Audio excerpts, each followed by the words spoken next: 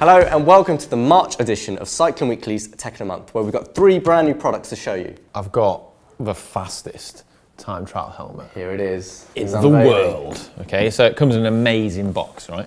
This is the Giro Ultimate Aerohead MIPS. This helmet, it looks exactly like the helmet as worn by the Death Star gunners in Star Wars. And consequently, you'd be right in assuming that many Bothams died bringing it to us here today. But we've got it. So it's got some great accolades so far, hasn't it, from last year's Well, yeah, I mean, World Tour races.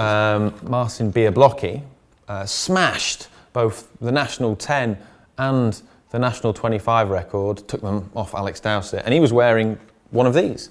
And also Rowan Dennis rode the fastest ever Tour de France prologue in 2015, wearing one of these. But yeah, this is the ultimate one, right? So it costs a lot. They do a cheaper one that is not ultimate, which has venting and is slightly heavier.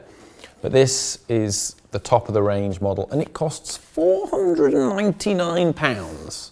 So what are you getting for your £500?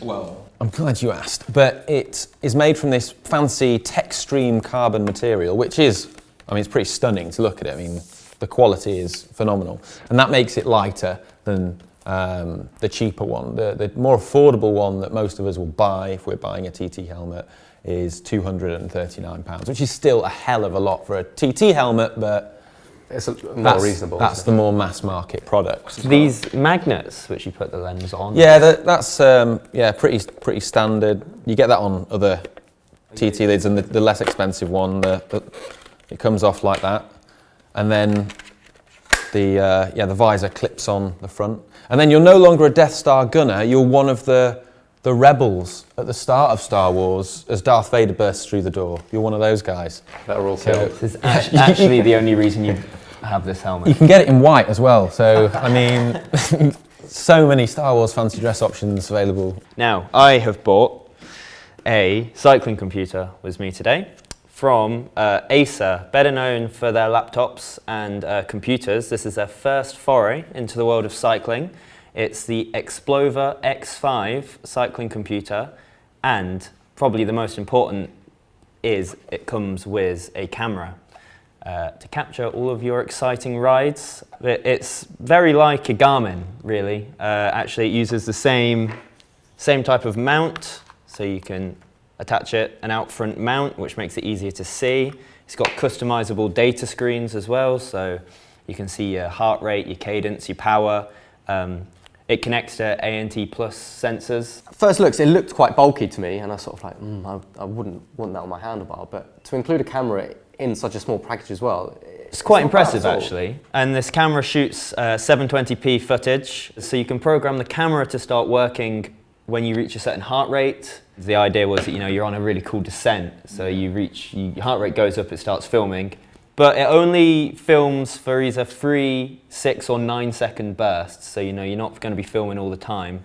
So it's good for a safety feature, really. It's a nice safety feature, and if you know that there's a nice little descent or a hill you wanted to capture, you could. You can also manually start recording. There's a big, nice record button there, so it's easy to, if you notice there's a good view or something, you're riding somewhere nice, you can start recording and you capture it. Another nice touch is it's a touch screen, so it's quite nice and responsive. But yeah, it felt more responsive than the 1000. You can see, especially when you're scrolling through maps there. Yeah. Garmin 1000 is really sluggish. That's quite natural, isn't it? It's very natural. It's kind of like a phone, like a mobile phone, the touch screen you've got used to on those.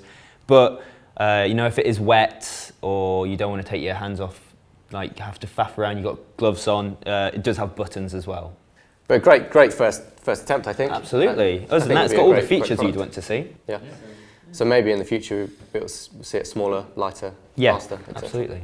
Cool. So what have you got? So I have got a wheelset with me this month. It's the Roval CLX 32s. So these are the lightest wheelsets that Roval do in the CLX range.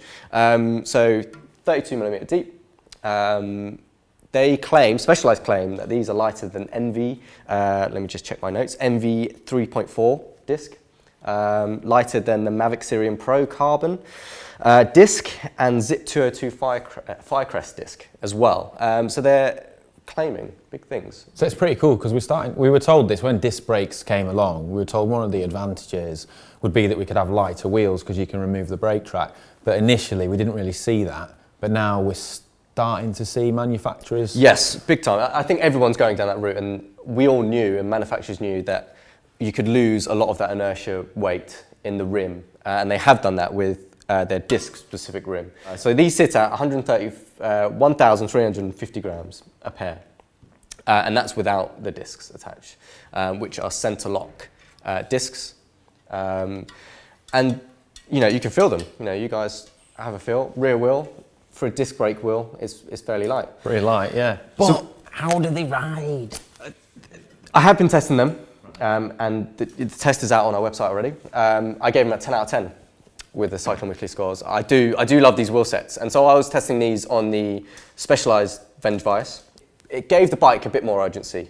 You could really feel that low weight with the stiff wheel, that low inertia, that it really kicked up the wheel really nicely. And I enjoyed riding them.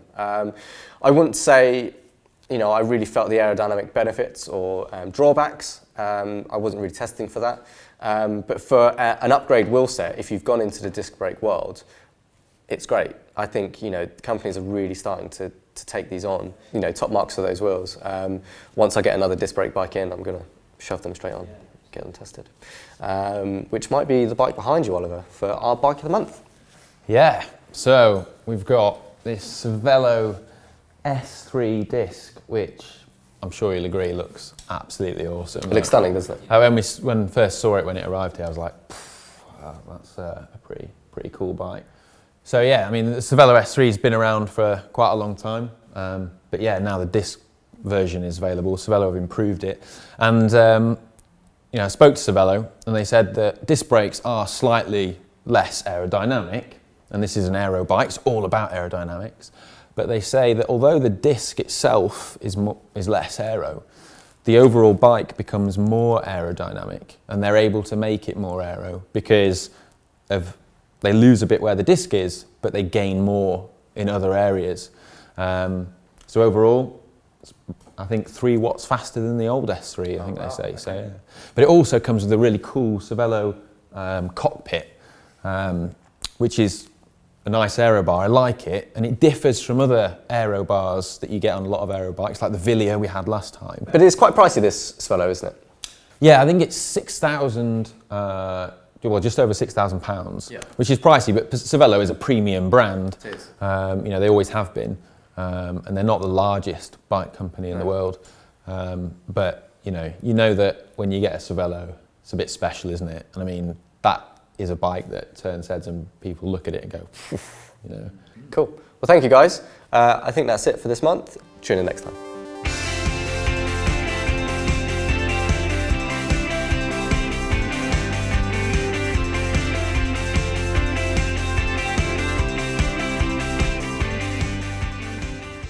hey, this is what you want to get. You want to get a shot of me doing this. That's what they do in Star Wars. That's it. When they have when they're firing the Death Star. No, when they're on those speed races. Just destroyed Alderaan. Another planet gone.